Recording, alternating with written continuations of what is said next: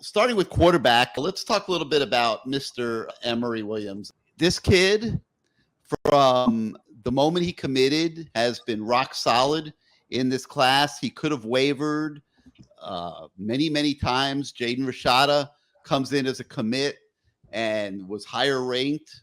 But Emory went to the Elite 11 with Jaden Rashada. They had a stare down a little bit. They pretended like they were friends, but they were checking each other out. You know that. You know who's better, who's not. Matt, you and I have had a chance to build a relationship with Emory and his dad. Have spoken to both on quite a few occasions. I was with Emory's dad when it was before one of the camps or something. They came down early.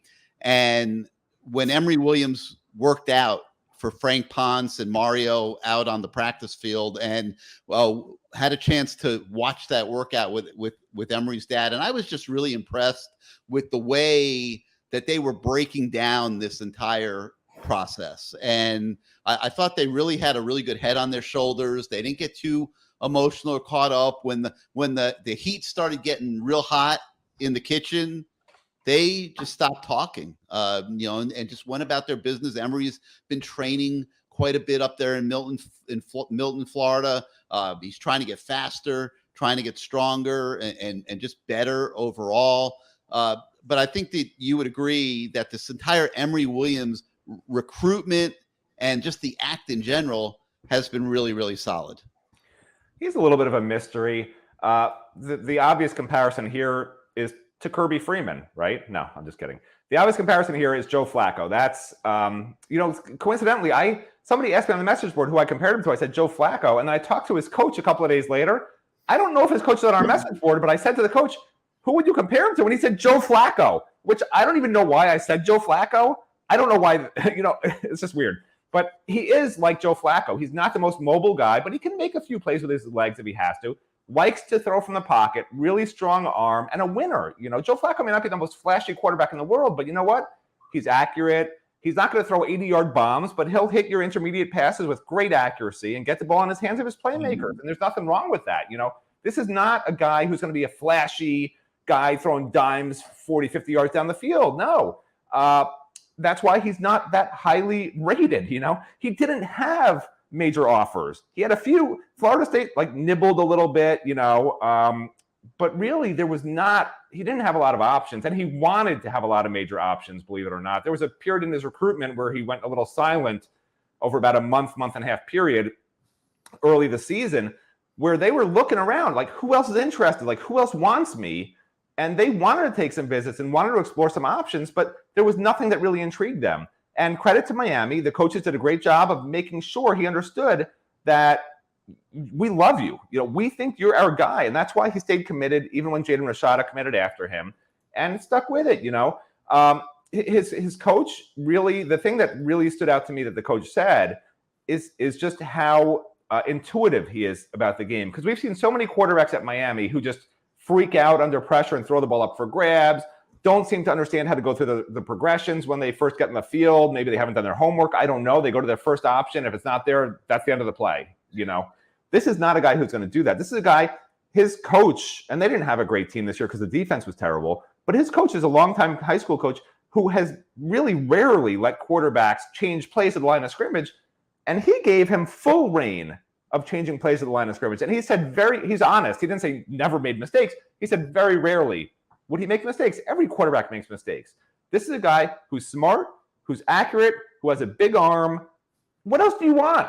What else do you want? I think it's a great addition. And I don't care if he's a 1-star, a 3-star, or a 5-star. It's a guy who can make plays, man. And I think he'll fit very well into what Miami wants to do. The thing that really strikes me, guys, when you watch him is his ball placement. There were obviously higher rated quarterbacks, but Emory is modeling himself as a true pocket passer, and you could see that he's really worked on it quite a bit. Obviously these are highlights, but just look at how good he is and adept he is at placing the football when he releases it, and it almost always seems to hit the receiver in the hands, in stride. This is a kid that threw for 2,100 yards in 9 games, had 21 touchdowns, 4 interceptions. He also ran for 302 yards. That's not really his game, running the football, but he has been trying to get better at it. Like I mentioned, he has had a speed coach up there in the Florida Panhandle who's been working with him on his foot speed, and hopefully that will continue to improve as he goes forward in his career. Steven, any thoughts from you on Emory Williams? Yeah, he's a guy who I think he's really exactly what this class needs. He's not. He's not a quarterback where the expectation is, he's going to come in and win the Heisman as a freshman or anything like that. But he's a good, calm, composed pocket presence who, at least from a field standpoint, I can't attest to what he's like in the locker room, but at least on the field, he's mature. He doesn't really make a ton of just really dumb mistakes where you scratch your head and you're left wondering, like, oh man, what was this kid thinking here? I see a kid who I think he's a really, really good fit for Miami. I think he's a good addition to the quarterback room. They should have 4 quarterbacks now. There wasn't really much reason for Miami to take someone other than Emory Williams. I think Miami's the perfect fit for him. I think he's the perfect fit for Miami. And I think he's a really good addition to the locker room who can provide a little bit of competition in the quarterback room. And I think this is a really good addition. When Dante Moore kind of soured with Oregon because of their change in offensive coordinator or whatever, I thought for a little bit there that Miami might make a run on him. A lot of people have been asking about that the last week or so.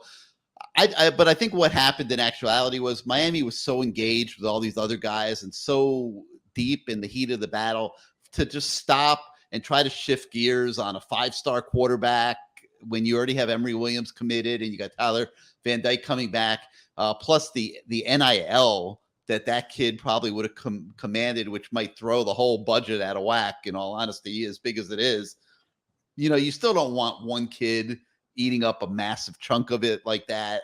And like Matt was talking about, could create some internal uneasiness, I guess would be the word. But no, I mean, they absolutely stuck with Emory here. And Azubi, any thoughts from you on Emory Williams? Yeah, when you mentioned watching him over the summer, that was actually my first day working with Kane Sport. It was the 7-on-7 camp that Miami had. And from the first time I saw him, I was really impressed, with his range of motion, him going through his motions, throwing to the receivers with Coach Ponch and Coach Cristobal watching.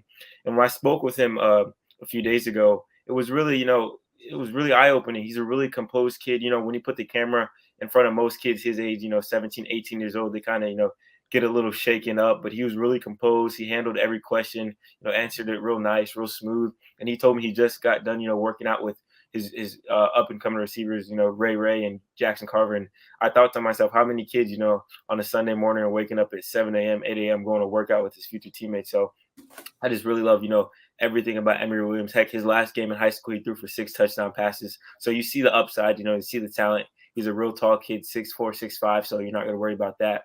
I feel like he can still put some more weight on his frame. He's a little on the slimmer side, but once you get him into that college eating program, weight room, he's going to fill out real nice. And I think he's going to be a really good quarterback down the road for Miami.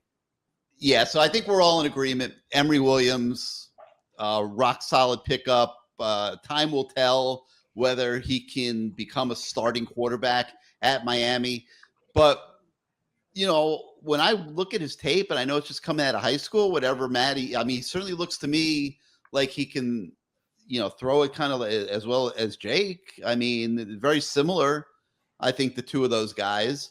And, with Jakuri, we'll see how he develops here in the next year before he throws himself into the competition next spring to be the next starting quarterback at Miami with, let's remember, whoever else they recruit in the next class. But, Emory's got a nice head start. I think he's got a good foundation